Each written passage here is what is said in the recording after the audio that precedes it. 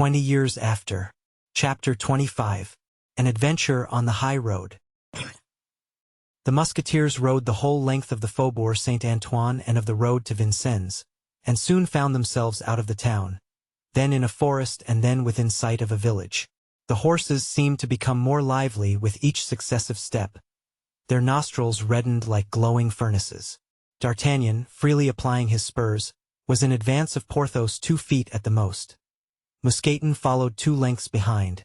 The guards were scattered according to the varying excellence of their respective mounts.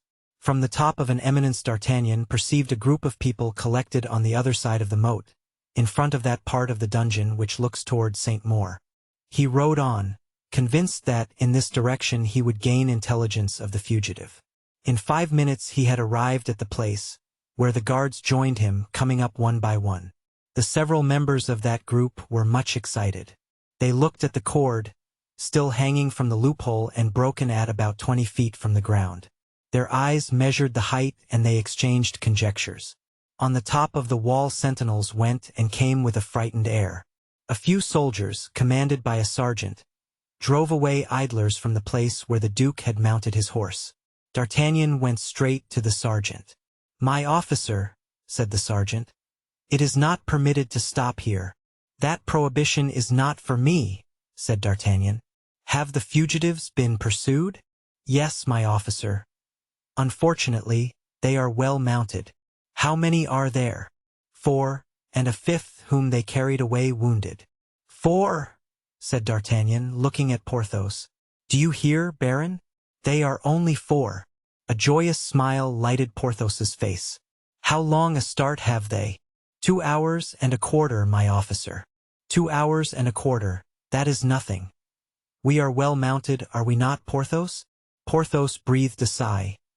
He thought of what was in store for his poor horses. "Very good," said D'Artagnan. "And now in what direction did they set out?" "That I am forbidden to tell." D'Artagnan drew from his pocket a paper.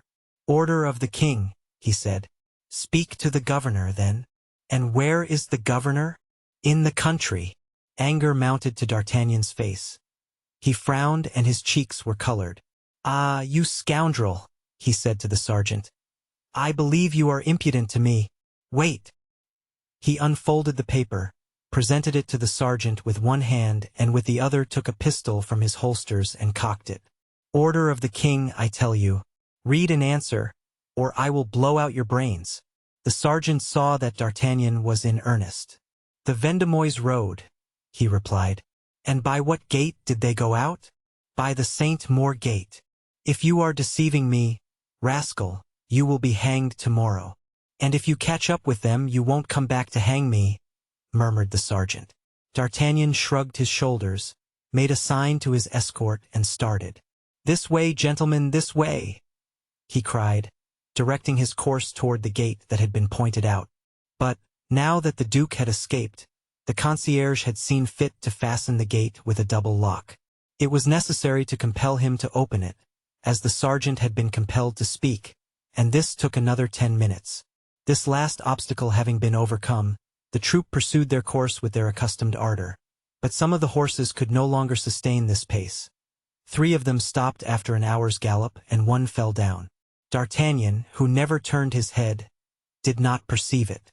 Porthos told him of it in his calm manner. "If only we 2 arrive," said D'Artagnan. "It will be enough, since the Duke's troop are only 4 in number." "That is true," said Porthos, and he spurred his courser on.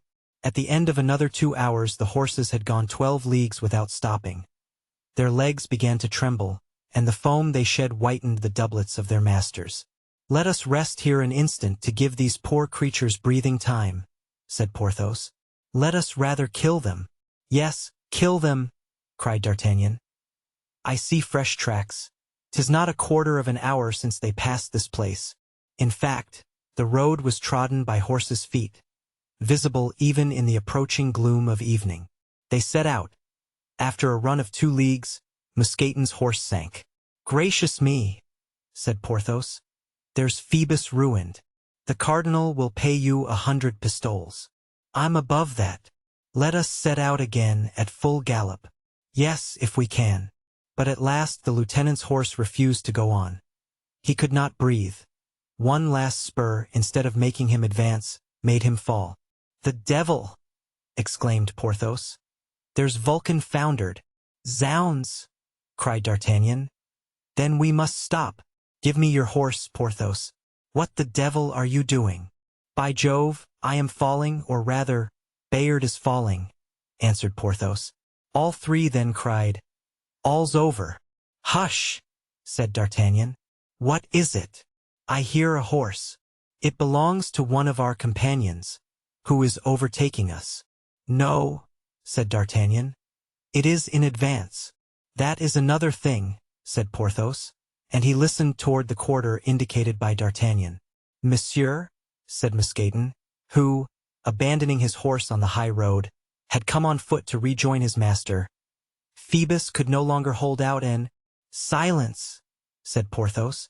In fact, at that moment a second neighing was borne to them on the night wind. "It is 500 feet from here in advance," said D'Artagnan. "True, monsieur," said Mousqueton. "And 500 feet from here is a small hunting house." "Mousqueton, thy pistols," said D'Artagnan. "I have them at hand, monsieur." "Porthos, take yours from your holsters." "I have them." "Good," said D'Artagnan, seizing his own. "Now you understand, Porthos?" "Not too well. We are out on the king's service." "Well, for the king's service we need horses." "That is true," said Porthos. "Then not a word, but set to work." They went on through the darkness, silent as phantoms. They saw a light glimmering in the midst of some trees. "Yonder is the house, Porthos," said the Gascon.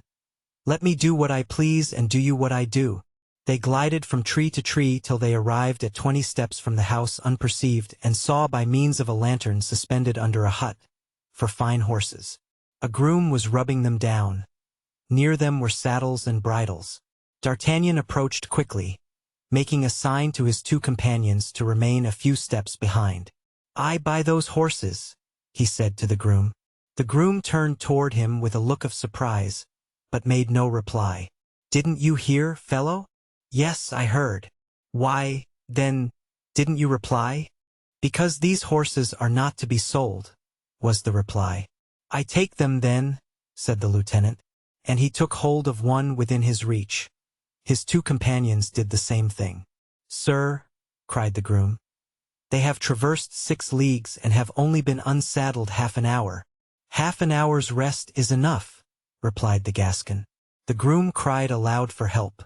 A kind of steward appeared, just as D'Artagnan and his companions were prepared to mount. The steward attempted to expostulate.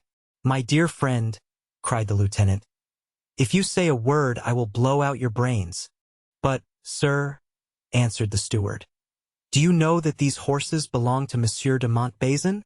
So much the better. They must be good animals, then." "Sir, I shall call my people." "And I mine. I've 10 guards behind me. Don't you hear them gallop? And I'm one of the king's musketeers." "Come, Porthos. Come, Mousqueton." They all mounted the horses as quickly as possible. "Halloo! Hi!" cried the steward. "The house servants with the carbines." On! cried D'Artagnan. "There'll be firing. On!" They all set off, swift as the wind. "Here!" cried the steward. "Here!" whilst the groom ran to a neighboring building. "Take care of your horses!" cried D'Artagnan to him. "Fire!" replied the steward. A gleam, like a flash of lightning, illumined the road, and with the flash was heard the whistling of balls, which were fired wildly in the air. "They fire like grooms," said Porthos. "In the time of the cardinal people fired better than that. Do you remember the road to Crèvecoeur, Mousqueton?" "Ah, sir, my left side still pains me." "Are you sure we are on the right track, Lieutenant?" "Egad, didn't you hear? These horses belong to Monsieur de Montbazon." "Well, Monsieur de Montbazon is the husband of Madame de Montbazon. And Madame de Montbazon is the mistress of the Duc de Beaufort." "Ah, I understand," replied Porthos. "She has ordered relays of horses." "Exactly so. And we are pursuing the Duke with the very horses he has just left? My dear Porthos, you are really a man of most superior understanding, said D'Artagnan, with a look as if he spoke against his conviction. Pooh, replied Porthos. I am what I am. They rode on for an hour, till the horses were covered with foam and dust. Zounds! What is yonder? Cried D'Artagnan. You are very lucky if you see anything such a night as this, said Porthos. Something bright. I, too, cried Mousqueton, saw them also. Ah! Have we overtaken them? Good. A dead horse? Said D'Artagnan, pulling up his horse, which shied. It seems their horses, too, are breaking down as well as ours. I seem to hear the noise of a troop of horsemen, exclaimed Porthos, leaning over his horse's mane. Impossible. They appear to be numerous. Then, 'tis something else. Another horse, said Porthos. Dead. No, dying. Saddled. Yes, saddled and bridled. Then we are upon the fugitives. Courage, we have them. But if they are numerous, observed Mousqueton, 'tis not we who have them, but they who have us. Nonsense, cried D'Artagnan. They'll suppose us to be stronger than themselves as we're in pursuit. They'll be afraid and will disperse. Certainly, remarked Porthos. Ah, do you see? Cried the lieutenant. The lights again. This time I too saw them, said Porthos. On. Forward. Forward, cried D'Artagnan in his stentorian voice. We shall laugh over all this in 5 minutes. And they darted on anew. The horses, excited by pain and emulation, raced over the dark road, in the midst of which was now seen a moving mass, denser and more obscure than the rest of the horizon.